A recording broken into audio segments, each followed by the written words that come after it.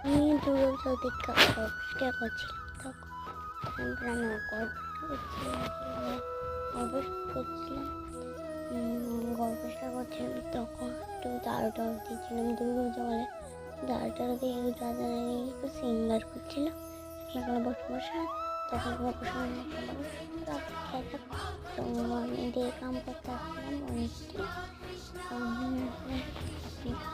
গল্প শোনা চলো আমি একটু ফেলে করতে দাদার না করলে কত সময় সব সুন্দর জিনিস দাদা সব মামকে বলতো আর আমি আমরা দাদা করে দিয়ে কী করছিল আমি বললাম বলি কিনা জানি